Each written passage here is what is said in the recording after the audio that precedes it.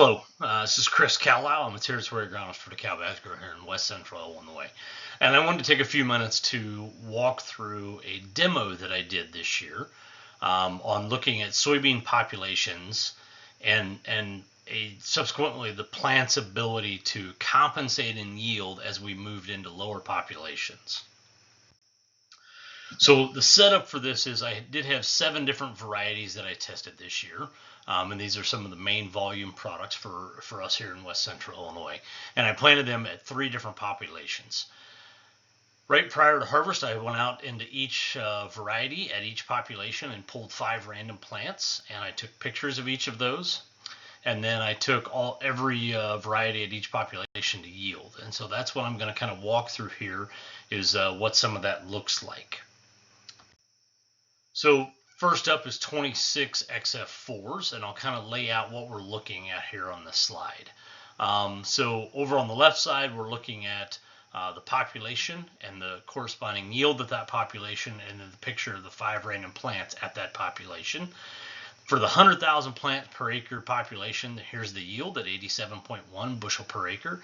That's 97% of the yield that we attained at the 140,000 plants per acre. So that's the percent of yield that I retain as I move down in plant population. And then here's a picture of those plants at 100,000 plants per acre. And so you will notice there's, if you compare these 2 pictures, you'll notice some more branches on these plants. Some of them have more pods on them than others, but you can get a feel for how much branching did we do. And then at 60,000 plants per acre over here on the right side of the screen, the corresponding yield is 78.3%, which is 87% of the yield that we had at 140,000. And then there again, you can see the amount of branching. So each slide is laid out exactly the same.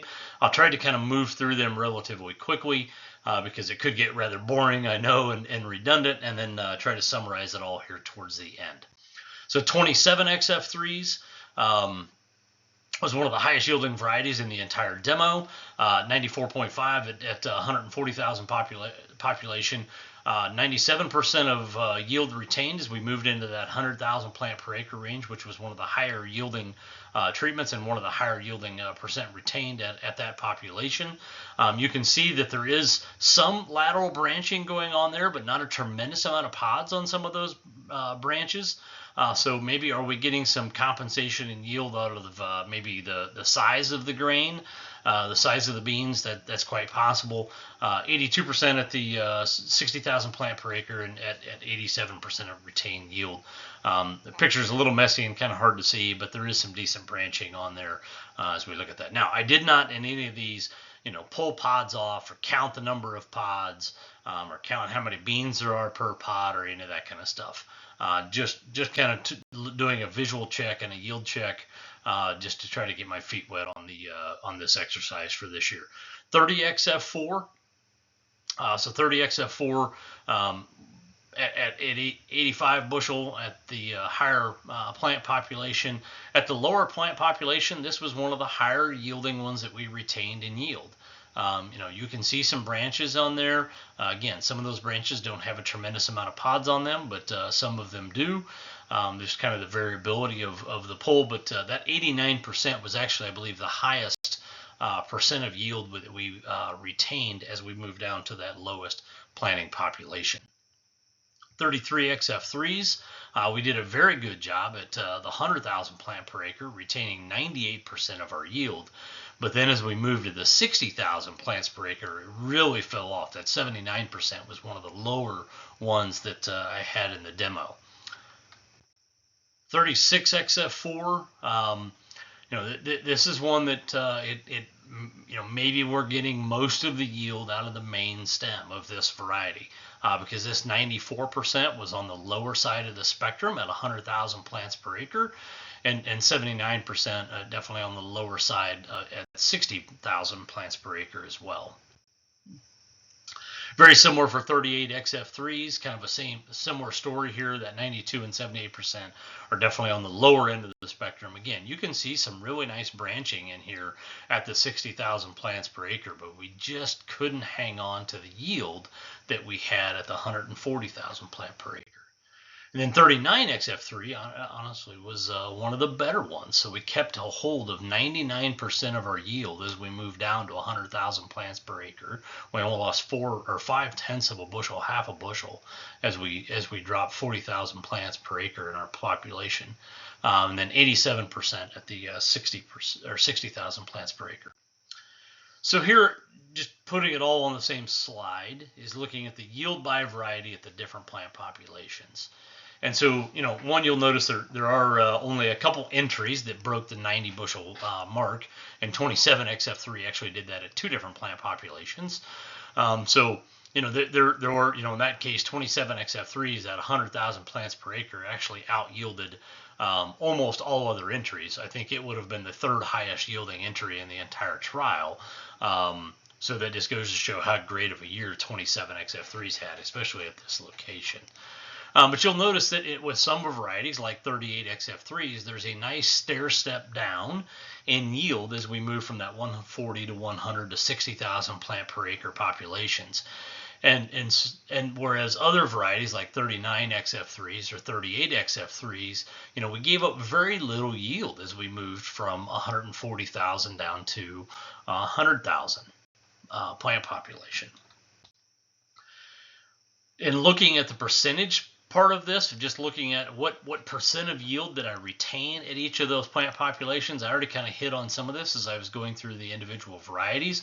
But 33XF3s and 39XF3s, we kept a hold of the most amount of yield at that 100,000 plant per acre range. But then conversely, 33XF3s gave up quite a bit as we moved down to the 60. The 30XF4, the 39XF3s, we held on to some of the most yield as we moved into that 60,000. Same can be said for 27s and 26s.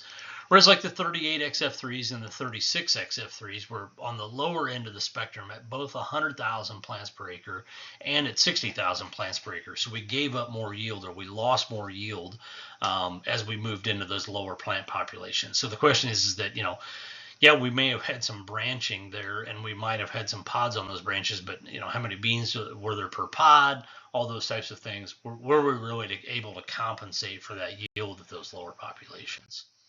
So as I think about this, as I try to step back and say, okay, what are my learnings from this? What can I take away from this, and how do I apply it? And can we implement this information? And from my perspective, if I just think about the population I'm maybe going to set the planter at to go out and plant beans in the middle of April or first part of April for my original planting, I don't know that there's really anything in this information that helps guide me in that. But if I think about maybe a replant situation, I might start to think about, is there some usability in this information? And so let's talk about how this might compare to corn, right? And a lot of times in corn, when we talk about replant situations, the conversation typically comes up around what's the flex of that hybrid? How much does that ear flex in length and in girth and kernel size? And is it able to compensate for the fact of having a lower population? And I think this type of data might help us shed some light on that as we think about a very similar situation in soybeans. The question obviously is there a year effect? And I have to believe there is. Is this data set exactly replicable or repeatable if I were to do the exact same thing again next year? And I'm certain that there would be some variability in the responses that I get, and that's okay. I get that. It's non-debatable that there were differences in the branching of those varieties as we moved across the lower populations. And there was definitely differences in the percent of yield that we retained as we moved into some of those lower populations. So again, I do believe there is something to it, and I think there is something that we could use out of this, but the challenge is that do we have enough data, that we have enough faith in what it says that we can use it. So, again, I wanted to summarize what I saw this year, what we might be able, and share the learnings with you. Maybe it drives conversations around how can we expand on this? Can we do more as we move into 25 and future crop years to really see, is there something here to learn and to be able to utilize as we think about managing soybeans a little bit better? I appreciate your time. Sorry for the length of this, but I do appreciate your time. And if you happen to have any questions or concerns or want to talk to me more about this, please don't hesitate to reach out. Thanks again and have a good day.